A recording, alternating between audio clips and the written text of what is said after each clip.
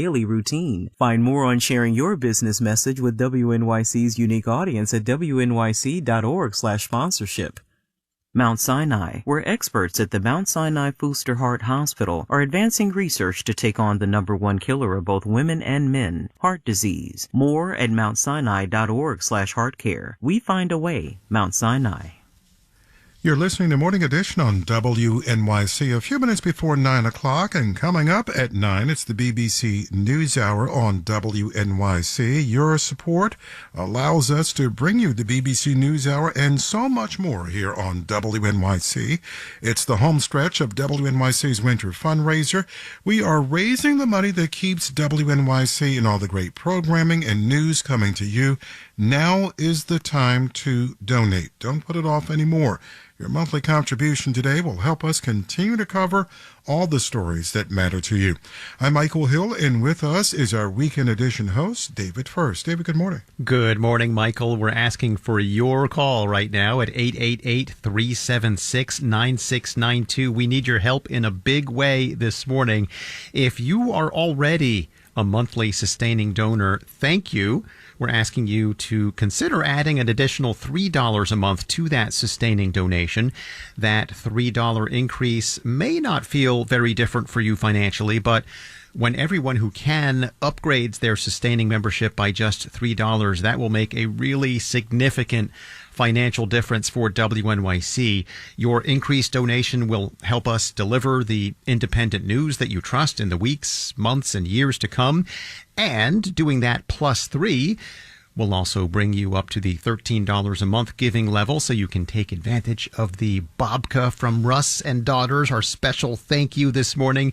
You count on us. We count on you. Call us right now, 888-376-9692, or give online at WNYC.org. And yes, take advantage of the babka special.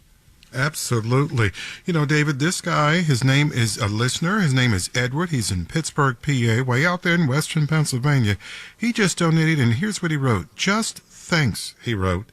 Can't imagine my life without you. Isn't that terrific? That's fantastic. Thank you so much. Yes, thank you. If you feel the same way and you can't imagine your life without WNYC, then it's time to become a sustaining member.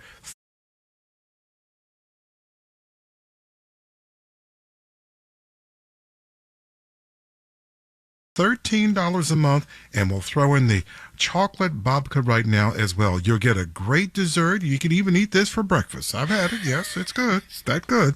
And when you can eat your chocolate babka while you're listening to WNYC. So let's make that happen. 888-376-9692 or WNYC.org. And for all of us here, thank you.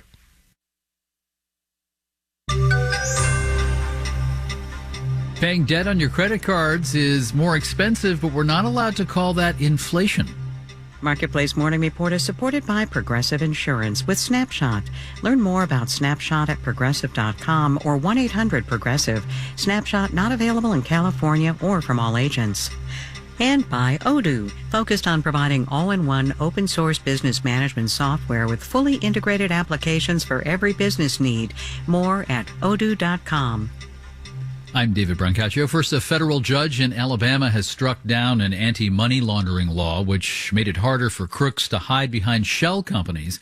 These are entities that exist on paper without any employees or offices. The Corporate Transparency Act had gone into effect in January, but the National Small Business Association brought a challenge. Marketplace's Nova Safo has details.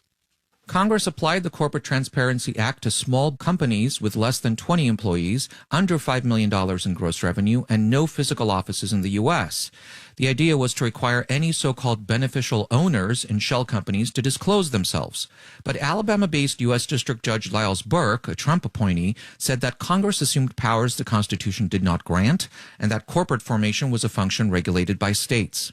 In a statement, the National Small Business Association, the group that sued, said Congress should go back to the drawing board because the law at issue would not stem money laundering but does violate Americans' privacy. The Treasury Department has not said whether it will appeal. I'm Nova Safo for Marketplace. We continue to follow the ordeal at a regional bank that had a lot of commercial real estate loans on its books. This is New York Community Bank Corp. Its stock has lost 2/3 of its value in just over a month. New York Community had acquired about $40 billion in assets a year ago from failing Signature Bank. Late last week, New York Community got a new CEO amid news of, quote, material weaknesses in the company's internal controls. Marketplace's Stephanie Hughes now on the definition of that. Banks need to make a lot of calculations. For example, how likely is it that this borrower will default on that loan? Banks have people to make, check, and double check those calculations. Material weaknesses happen when an error occurs during that process and shows up in the bank's financial reporting. Obviously, that's a real problem. Mayra Rodriguez Valladares is a financial risk consultant and says whenever a bank discloses material weaknesses, regulators and traders start thinking, Wait a minute. If it's having problems with internal controls in this particular area of the bank, does it also mean that we can't trust anything else? in these cases, it's important for banks to quickly understand how deep their issues go, says banking industry consultant Merrill J. Reynolds. And you have to see what those problems add up to being as far as potential losses for the bank. Reynolds says sometimes when a bank gets bigger all of a sudden, like New York Community Bank did last year, it can be hard for internal controls to keep up. I'm Stephanie Hughes for Marketplace. There's news JetBlue has ended its attempt to merge with Spirit Airlines. A federal judge had blocked the merger amid concerns it would hurt consumers. JetBlue stock is up 4% in pre-market trading. Spirit is down 20%. Here, the S&P and the NASDAQ closed at record highs Friday. The artificial intelligence effect, I think. This morning, S&P futures are down 0.2%. And here's a set of numbers. Before pandemic, we lived on average 10 miles from work. Now it is 27 miles. The New York Times got an early look at a new study due this week from Gusto, a payroll company, and Stanford University economists. This is people working remotely from home. People who work in healthcare, retail, or at factories have to go into the workplace, and the average distance is little change there. Marketplace Morning Report is supported by Bitwarden, the enterprise password manager for security and productivity. Easy to use with username and password autofill, biometric unlock, and availability on any device. More at bitwarden.com. And by Schwab.